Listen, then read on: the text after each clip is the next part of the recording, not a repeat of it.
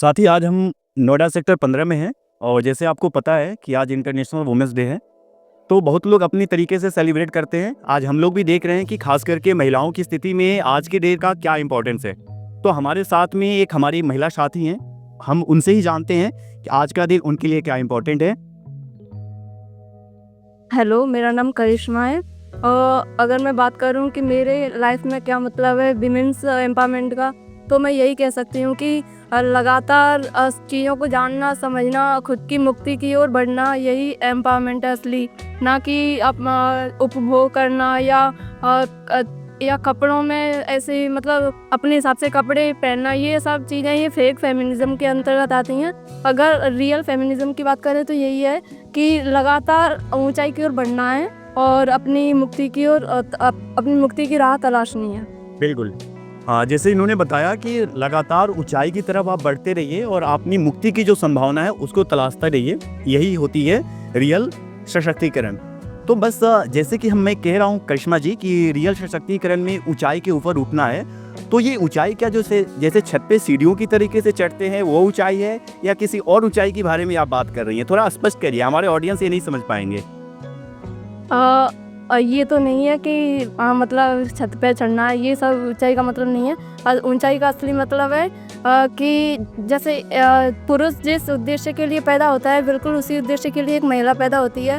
वो भी लगातार जानना, समझना, जो भी दुनियादारी में चल रहा है, जैसे क्लाइमेट चेंज, साइंस, टेक्नोलॉजी, अध्यात्म, पॉलिटी, ये सब चीज़ों में पार्टिसिपेट करना और ख़ुद को बेहतर बनाते रहना, यही विमेन एम्पावरमेंट है। बिल्कुल, बहुत बढ़िया। आपने एक लाइन में, एक सेंटेंस में इस चीज़ को स्पष्ट कर दिया कि ऊंचाई का मतलब क्या है। आप पैदा हुए हैं, आपका जेंडर बाद में आता है, उससे पहले ये आता है कि आप हैं कौन। आप एक इंसान हैं, आपके पास एक चेतना है, तो चेतना को ऊंचाई देना है। यानी आपके पास में जो कुछ भी एक्टिविटी हो रही है उसको समझिए, उसको जानिए, उसमें पार्टिसिपेट करिए।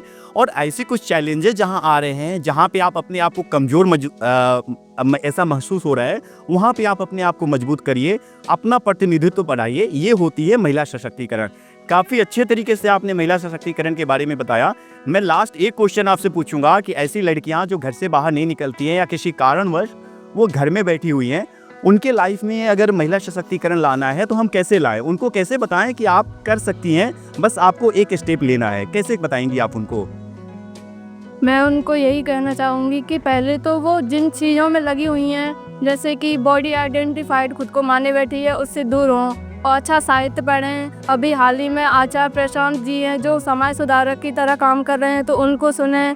वो आप में शक्ति पैदा करेंगे। अगर आप ये मान के बैठी हैं कि हमारी जो हालत है वो पुरुष वर्ग या बाहरी स्थितियों के कारण खराब है, तो आप गलत हैं। क्योंकि आचार्य जी कहते हैं कि अगर आपकी जो हालत है, वर्तमान हालत है, उसमें जो बाहरी परिस्थितियां हैं और जो पुरुष वर्ग है वो तो जिम्मेदार है ही है, लेकिन जो सबसे बड़ा आपका दुश्मन है वो आप खुद हैं। आपका ये मानना कि मैं कमज़ोर हूँ, मैं लाचार हूँ, कोई आएगा मेरे लिए काम करेगा, मुझे ऊपर उठाएगा, तो ये सबसे गलत धारणा है, इसको बदलना पड़ेगा। बहुत खूब, आपने एक अच्छे तरीके से इन चीज़ों को बताया कि खास करके जो महिलाएं घर पे रह रही हैं किस तरीके से अपने आप को एम्पावर कर सकती हैं। पहली बात जो आपने बताया कि आपको अपने आप को असहाय नहीं महसूस करना है, आप कमज़ोर नहीं हैं, सारी शक्ति आपके अंदर में है, उस चीज़ को आपको रियलाइज़ करना है।